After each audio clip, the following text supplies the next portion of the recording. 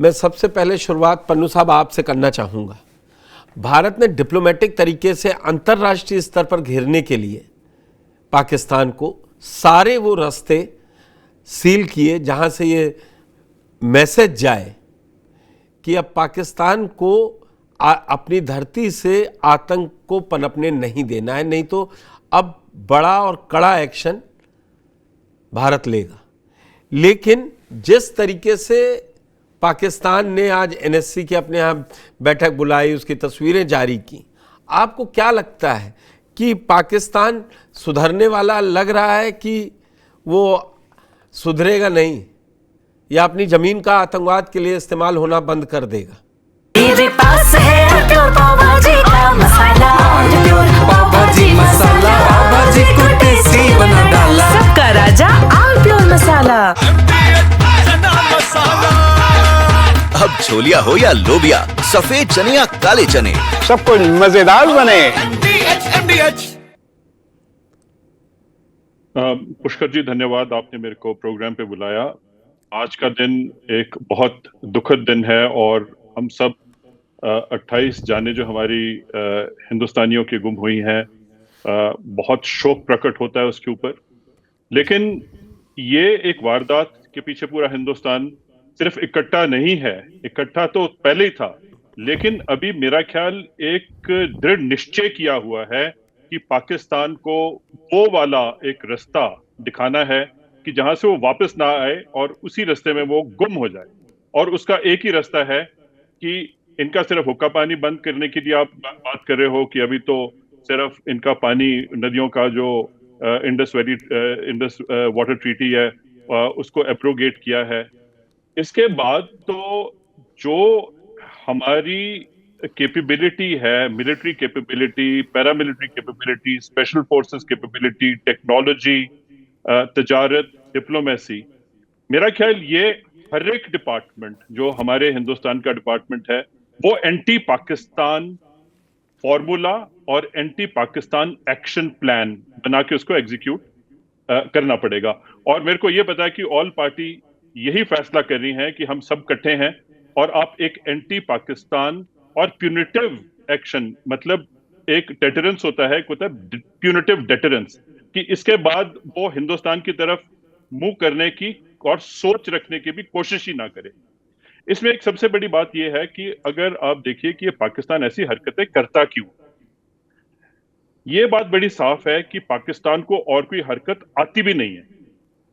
पाकिस्तान को सिर्फ एक ही हरकत आती है कि आप जिन लोगों को एक तरक्की की राह पे देखना चाह रहे हो और नहीं देखना चाह रहे हो, हिंदुस्तान खास करके, आप उनको देखो कि पूरे ग्लोबल माहौल के में हिंदुस्तान को सबसे बड़ी पीस अपॉर्चुनिटी, ग्लोबल बैलेंसिंग की अपॉर्चुनिटी, हमारे प्रधानमंत्री जी पूरे विश्व में जाते हैं कि एक बैलेंसिंग, ट्रेड बैलेंस की बात करते हैं, पीस की बात करते हैं, प्रॉस्पेरिटी की बात करते हैं, टेक्नोलॉजी, ट्रेड, सब इंडस्ट्री की बात हो रही है, टेक्नोलॉजी की बात हो रही है। पाकिस्तान में क्या हो रहा है?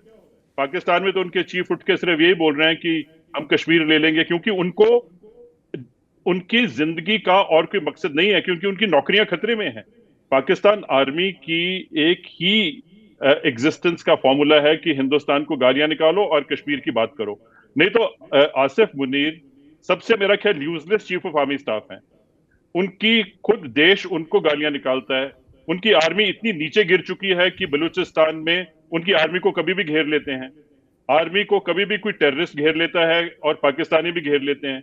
तो पाकिस्तान की आर्मी इतनी नीचे जाने से अभी वो कैसे डेमोन्स्ट्रेट करें कि और कोई उनको कोई आता नहीं है, तो ठीक है एक आप टेररिज्म की कोई एक्टिविटी कहीं चला दो, 4 दिन अच्छे निकल जाएंगे क्योंकि पाकिस्तान आर्मी और आर्मी चीफ उनका 4 दिन की अच्छी रोटी खा लेगा। उसके बाद तो उन्होंने अपने देश के लिए, एक एवरेज पाकिस्तानी को तो पाकिस्तान आर्मी से ना कोई लगाव है, ना उनकी कोई रिस्पेक्ट है, और मेरा ख्याल पूरा पाकिस्तान अपनी आर्मी के विरुद्ध वो प्रदर्शन भी कर चुका है। उनकी पॉलिटिकल एस्टेब्लिशमेंट आर्मी के पीछे जा चुकी है। तो अभी आप ये सोचिए कि एक हमारा जो टारगेट है वो पाकिस्तान टारगेट है, पाकिस्तान आर्मी टारगेट है, या पूरा का पूरा पाकिस्तान में एक ऐसा सिस्टम है कि सारा का सारा सिस्टम भंग कर दिया जाए। मेरा ख्याल इस चीज के अंदर सोच विचार करना चाहिए कि जो लोगों ने ऐसी प्लानिंग बनाई है या क्षमता रखते हैं हिंदुस्तान को तोड़ने के लिए, मेरा ख्याल वो लोग टारगेट है इंडिया के। और उसके बाद जितनी भी पाकिस्तान भुखमरी में अभी जा रहा है, मेरा ख्याल इन्होंने तो और बंदोबस्त कर लिया कि पानी बंद करवा दो, क्योंकि उनकी एग्रेरियन सोसाइटी है, सारा पानी से एग्रीकल्चर खत्म हो जाएगा, 70% लोग एग्रीकल्चर पे डिपेंडेंट हैं। तो उसके बाद कहां जाएगा ये? अभी उन्होंने अफगानियों को एक बात अफगानिस्तान भेजना पन्नू शुरू साहब कर दिया। आपसे समझना चाहेंगे, आप डिफेंस एनालिस्ट हैं, कह रहे हैं कि ये 1960 की वाटर ट्रीटी है जिसमें ये था कि ये शांति संदेश देने के ही लिए किया गया था कि हमारे यहाँ शांति रहेगी, उधर से कोई वो नहीं करेंगे तो हम इंडस वैली का पानी इनको देते रहेंगे, इंडस रिवर का। आपने क्या किया, 5 साल बाद ही 65 में आपने वॉर कर दी, तब भी 3 लड़ाइयाँ घोषित लड़ाइयाँ हुई, कभी भी इस पर रोक नहीं लगाई गई। तो क्या पाकिस्तान ये समझ रहा है क्योंकि ये इंटरनेशनल वाटर ट्रीटी है तो रोक नहीं पाएंगे ये लोग? मैं आपसे समझना चाहता हूं, क्या जब वो अपने यहाँ से जिस शांति की दुहाई देकर या उन्होंने भीख मांग कर ये समझौता लिया था, तो जब हमें शांति नहीं मिल रही तो हम तोड़ सकते, वो ये आज उनके एनएससी में ये बात बड़ी मजबूती से उठी कि आप इस ट्रीटी को रातों रात नहीं तोड़ सकते या एक तरफा नहीं तोड़ सकते। देखो ऐसे है कि ये जो जितनी भी ट्रीटीज होती हैं, ये 2 तरफा ट्रीटीज होती हैं, 2 तरफे समझौते होते हैं। ये नहीं होता कि एक देश एडवांटेज दे और दूसरा देश डिसएडवांटेज में रहे। ये ट्रीटी ऑफ इक्वल रिस्पेक्ट और इक्वल एडवांटेज की होती हैं। यहाँ पे ये नहीं है कि पाकिस्तान सब उसका एडवांटेज ले ले और इसको इंटरनेशनल ट्रीटी मानता जाए और इंडिया के ऊपर वो अटैक करते चले जाए। तो ये देखो, आप कोई भी आप इंटरनेशनल कम्युनिटी से पूछो, ये कोई न्याय वाली बात नहीं है। और इंडिया अगर इसको एब्रोगेट करती है तो मेरा ख्याल we are well within our rights to abrogate it. There is just no place for Pakistan in the scheme of things for having ये पीस तो विद आपने बिल्कुल पाकिस्तान। सही कहा। इंडस वाटर ट्रीटी में उनके यहाँ की 80 से 90% जो खेती है वो इसी से पानी पहुंचता है। हम तो उसका पानी बहुत ज़्यादा इस्तेमाल भी नहीं करते, लेकिन अगर हम रोक देंगे उनको समझ में कब आएगा। आलोक जी, आज जो सर्वदलीय बैठक हो रही है उसमें ये कमोबेश मानिए कि पूरी जितनी राजनीतिक पार्टी है वो सरकार के साथ खड़ी है। क्या डिप्लोमेटिक सैंक्शन ही आखिरी है कि अब यहां से आगे बढ़ने की जरूरत है पाकिस्तान को सबक देने की? उसका ये तो एक शुरुआत है। माफ कीजिएगा, मेरा गला थोड़ा ठीक नहीं है। नहीं, आपकी आवाज बिल्कुल साफ तो है। ये एक शुरुआत है। और आपको याद होगा योगी जी ने एक बार सदन में कहा था मिट्टी में मिला दूंगा, और उसके बाद क्या हुआ था उत्तर प्रदेश में, उसके बढ़ जाइए। और अब प्रधानमंत्री ने अगर कहा है कि मिट्टी में मिला दूंगा, तो उसका मतलब समझिए। उन्होंने कहा है कि ऐसी सजा देगी जो दिखाई दे, समझ में आए। देखिए, कोई हमारे कमरे के अंदर आ जाए, उसको हम 4 जूते मारे, बाहर वो जाकर के हमें तो कुछ हुआ ही नहीं।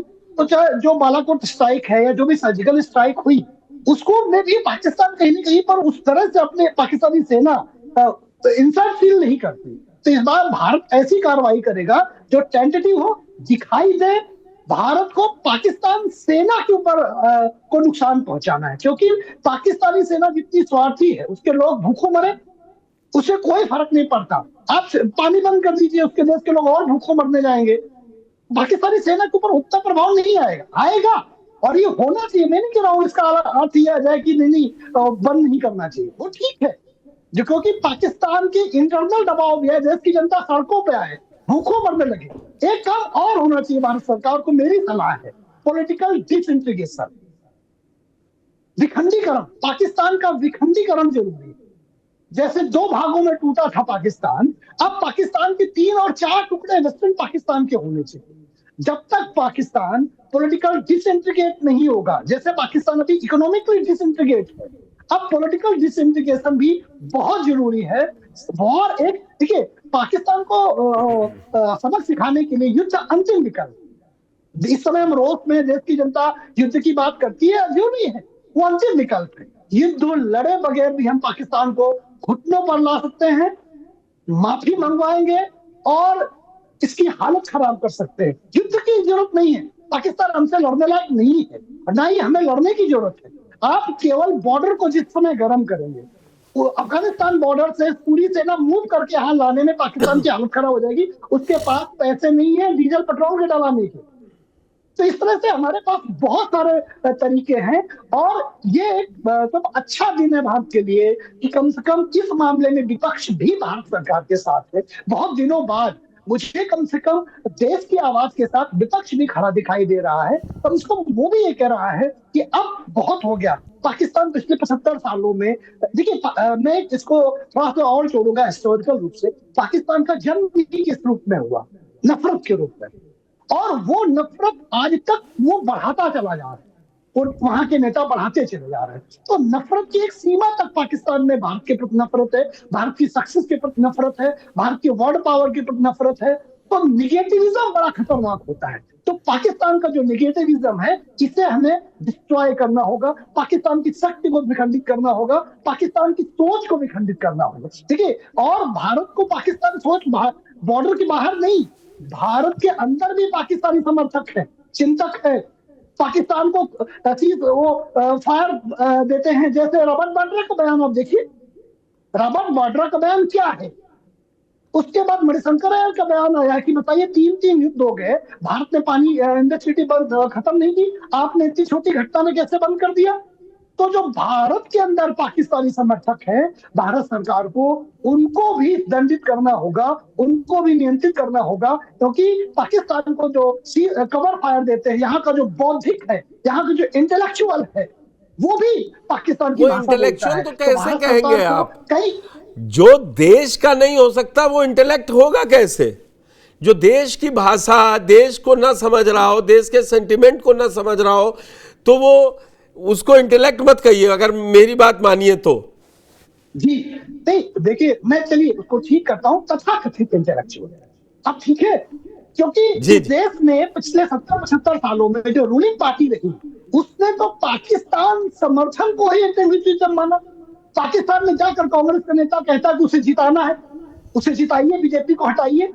आप पाकिस्तान एक चिंतन है, पाकिस्तान ज्योग्राफिकल एक राष्ट्र भी है, लेकिन पाकिस्तान एक चिंतन है भारत के विरुद्ध का, सोच है पाकिस्तान एक ज्योग्राफिकल राष्ट्र अकेले नहीं है पुष्कर जी। पाकिस्तान एक सोच है भारत को नष्ट करने का, 1000 कट देने का, भारत को विखंडित करने का, भारत के सनातन को कमजोर करने का। अब आप मुनीर का बयान अभी देखिए 4 दिन पहले क्या आया था कि हिंदुओं से नफरत को बनाए रखना है, बताना है अगली जनरेशन को कि पाकिस्तान कैसे बना। यहां हम नहीं बताते कि भारत से पाकिस्तान क्यों अलग हुआ।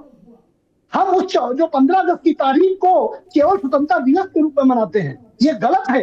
15 अगस्त की तारीख को जो विभाजन विभीषिका दिवस मना है, वो अब मनाना शुरू किया है। ये भी तो बताओ कि हमें कीमत क्या अदा करनी पड़ी।